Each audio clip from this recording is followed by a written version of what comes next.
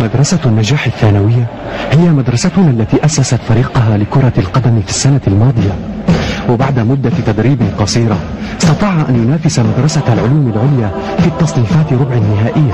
لكن نجم هذه المباراة هو عماد بلا منافس، إنه يتوجه إلى المرمى مثل ريح عاصفة لا أحد يستطيع أن يوقفه، والآن يتجاوز اللاعب الأول والثاني وهو يتجاوز لاعبا ثالثا، وتسديدة بعيدة من خارج حدود المرمى.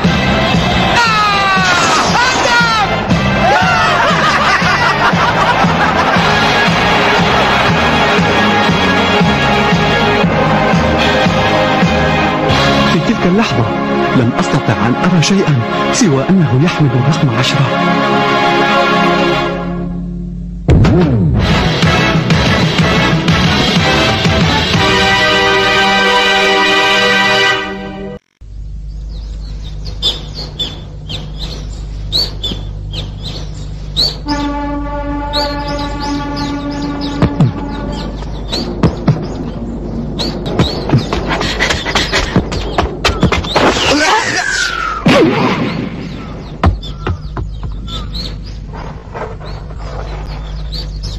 ما بك؟ ألم ترينني؟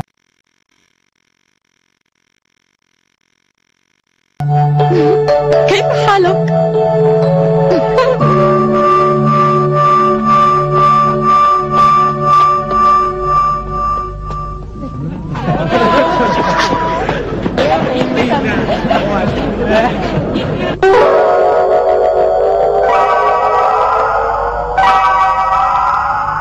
من هي هذه الفتاة؟ شامل، كفاك شرودا وركز هنا. حاضر.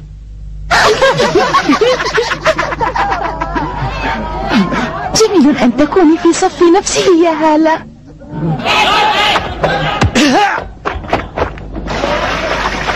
دخلت مدرسة النجاح الثانوية لأسير على خطى عماد في كرة القدم، إلا أنهم لا يسمحون للطلاب الجدد بأن يتدربوا، ولا أستطيع أن أرى عماد لأنه يعالج الآن. أنا محبط قليلا.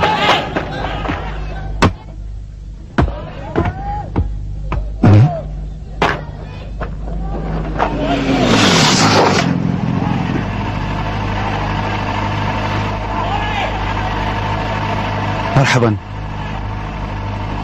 وليد، ألم تنضم إلى فريقنا هذا؟ أم أنك ما زلت على موقفك القديم ذاك؟ تستطيع أن تصبح عضوا نظاميا.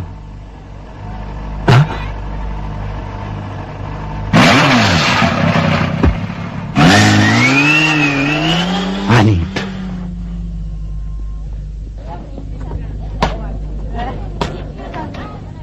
رافع،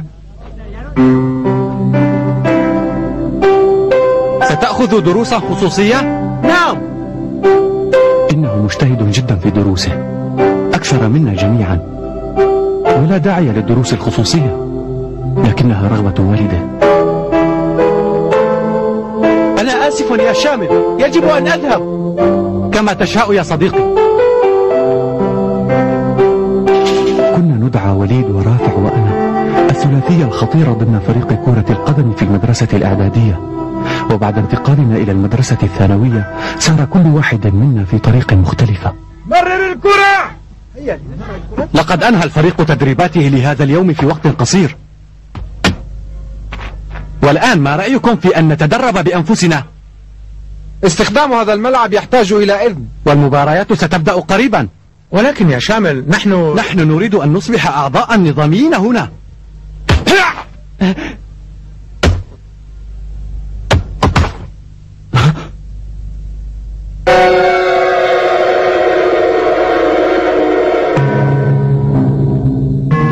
هل حصلتم على إذن لاستخدام الملعب؟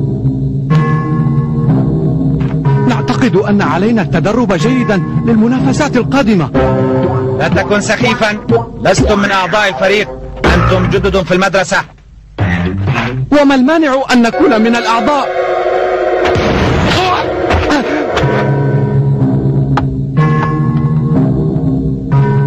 نحن أعضاء الفريق فقط. احصلوا على إذن قبل ذلك. هذا هو الاستبداد بعينه. ولكنهم يلعبون أفضل منا بكثير. نحن في الفريق ذاته ويجب أن ننفذ تعليماتهم.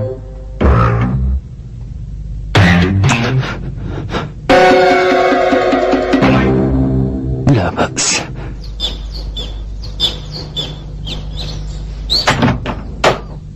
مرحبا. أسرع يا شامل، هناك شخص ينتظرك في غرفة الضيوف.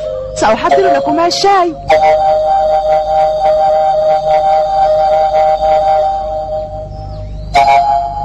ترى من هو هذا الشخص؟ وصلت أخيرا. مرحبا. أنا آسفة. لا، ولم الأسف يا آنسة؟ يبدو أنك لا تتذكرني يا شامل. من أنت؟ أنا لا أذكرك. حسنا، انظر إلى هذه.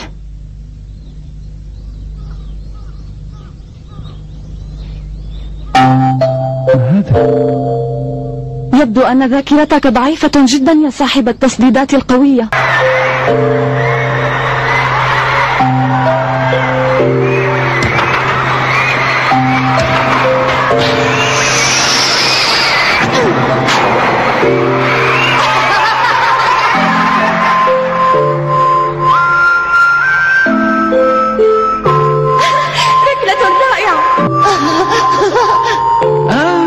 أنت حسناء، لقد تذكرتك الآن. تذكرتني أخيرا. كنا ندعوك بالمشجعة الثرثارة.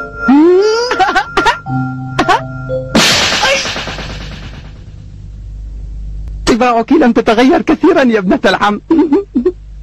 هل عدت إلى هنا للانتقال إلى المدرسة الثانوية؟ نعم، وقد عدت لأعيش في بيتنا القديم. أشعر بالسعادة لأنك في مدرسة واحدة مع وليد ورافع. لكن وليد ورافع لم ينضما إلى فريق كرة القدم. حقا؟ ولم امتنعا؟ لا يزال وليد متأثرا بذلك الحادث، أما رافع فيدرس بجد ليحقق آمال والده. ها؟ لا أظن أننا سنشكل فريقا من جديد. أنت متخاذل.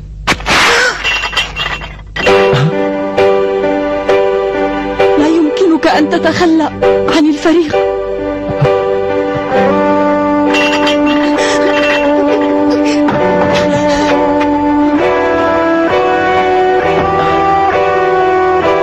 عندما كنا في المدرسة الإعدادية تأهلنا إلى نصف النهائيات في البطولة الوطنية للمدارس، وكان يمكننا أن نفوز لو لم يقع ذلك الحادث.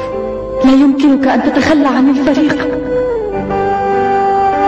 هل أترك فريق كرة القدم أنا أيضا؟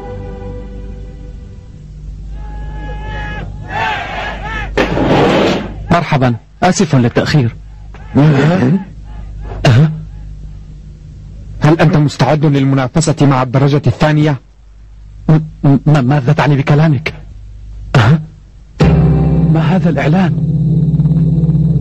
إلى جميع اللاعبين النظاميين: إذا أردتم أن تبعدونا عن الفريق عليكم أن تفوزوا علينا في مباراتنا معكم يوم السبت، ونحن نتحداكم. وكيف سنفوز وليس لدينا إلا 3 أيام حتى يوم المباراة؟ من كتب هذا؟ إنه لك أنت. انظر هنا.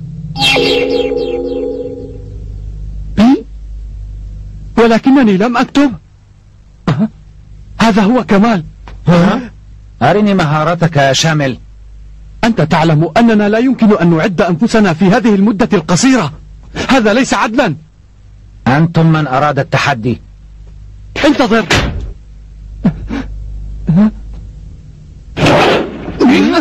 أنا لم أكتب شيئا. حسناء، أنت كتبت الإعلان؟ يجب أن تشكرني على هذه الفرصة.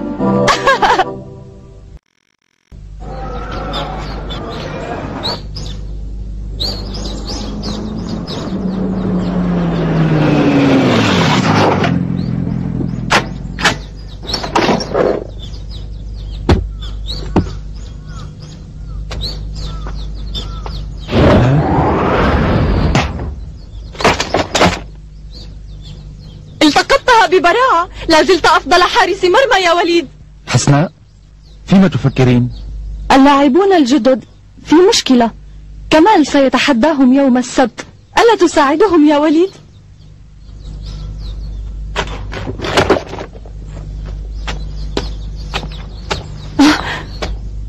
ألا تحب كرة القدم يا وليد؟ لا علاقة لي بها. هذا غير صحيح ولا يمكنك أن تستسلم. أنت لازلت تحبها لولا ذلك الحادث القديم.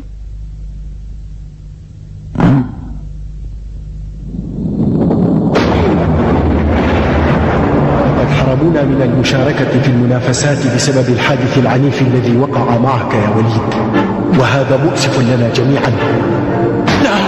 لا يمكنهم أن يحرمونا من المشاركة، هذا ليس عدلا. ووليد لم يسبب الحادث.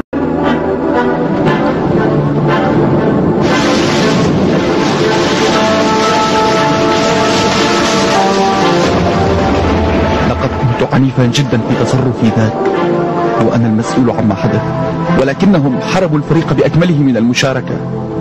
أنت متخاذل، كيف تعتزل والفريق محتاج إليك؟ إنك تدين بالكثير لشامل. أعرف ذلك، ولكنني سببت الكثير من المشكلات لهم.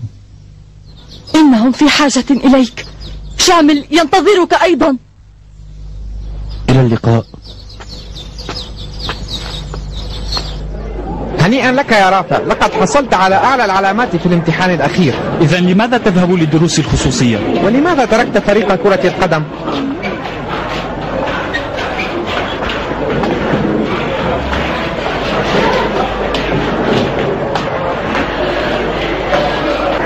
يجب أن نستغل الفرصة، لا أن نقف مكتوفي الأيدي هكذا.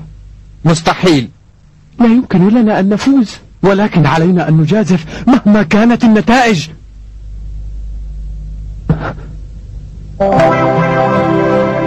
لماذا تركت فريق كرة القدم يا رافع؟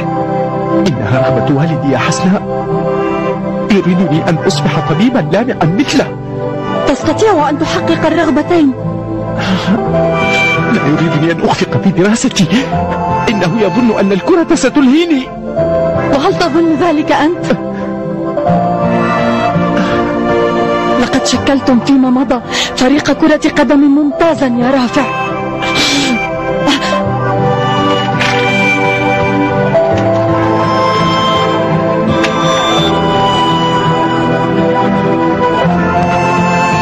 لا تكن متخاذلا.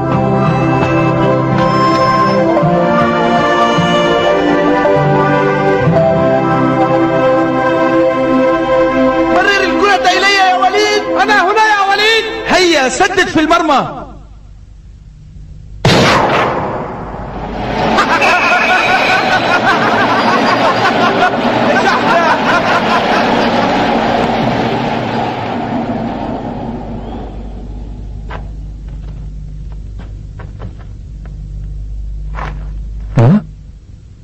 سنتمرن معا يا شامل.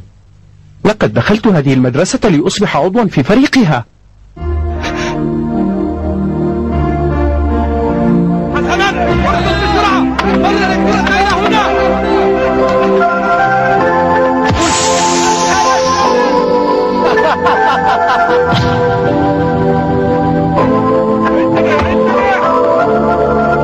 إنها صعبة يا شامل، لا أستطيع إمساكها.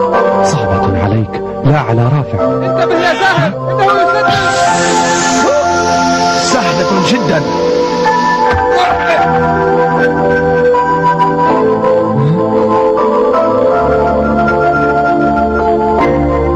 فوزنا صعب جدا.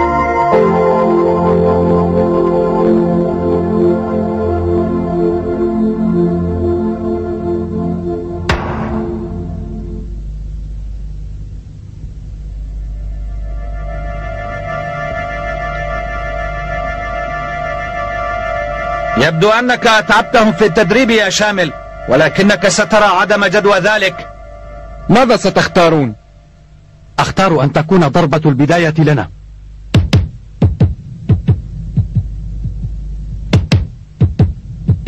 يجب أن نسجل هدفا في أول دقيقة. يجب أن أصنع معجزة. نحن الطلاب الجدد، علينا أن نهزم الفريق الممتاز لكي نصبح أعضاء. هيا أيها الطلاب الجدد. شداد! هيا يا رامي خذها. حسن، ترى ماذا يريد أن يفعل؟ لقد فهمت الآن. هيا يا شامل. أحسن. دخل من الجناح الأيمن إذن. راقب شامل، راقبه جيدا. علينا الوصول بسرعة إلى المرمى. شامل يريد إحراز هدف مبكر، حاصروه جيدا ولا تدعوه يسدد إلى مرمانا. لقد اقتربنا كثيرا.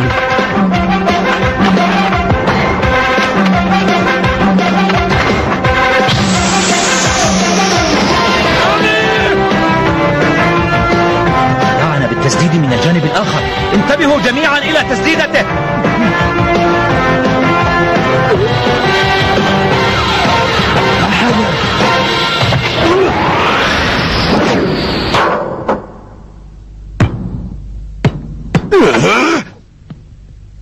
لقد اصطدمت بالعارضة. إنها طريقة ممتازة، ولو كان رافع يلعب معه لأحرز هدفا محققا. لم يعد لديك شريك يا شامل، فكيف ستنهي هذه المباراة؟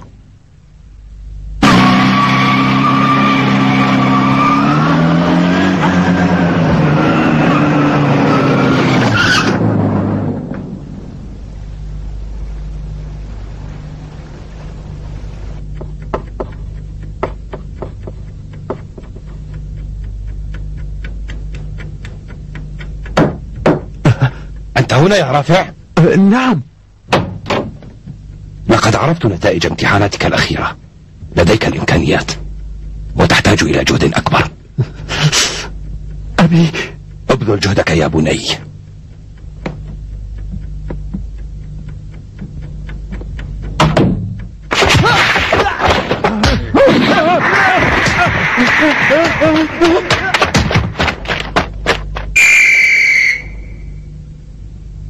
حان وقت الاستراحة.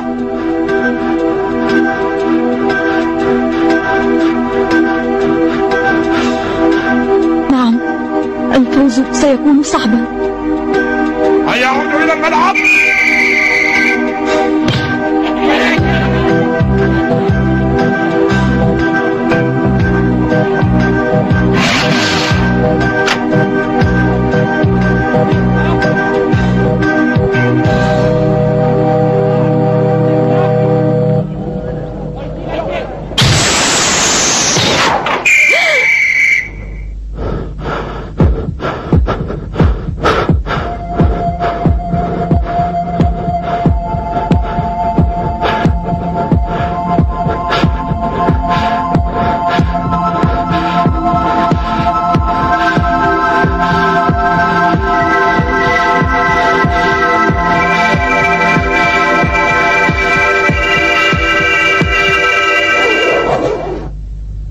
رافع، أنا سأشترك.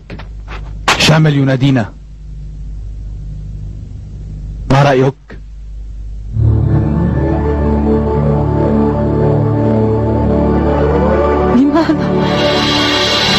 لماذا لا يأتي؟ لقد تعبنا في تدريباتنا كثيرا. فوزنا مستحيل.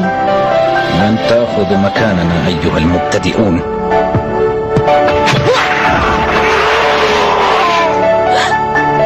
حسنا، سأسجل هدفا. لا يمكن أن نخسر هكذا.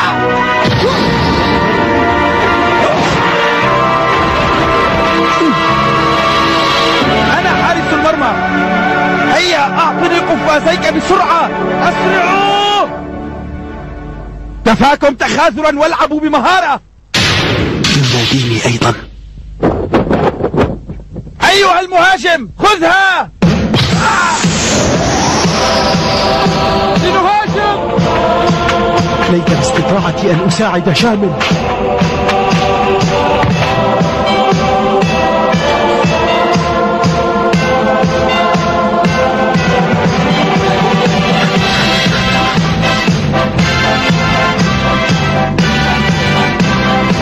الآن أستطيع أن أفوز معهما. وها هو فريقنا يبدأ ثانية.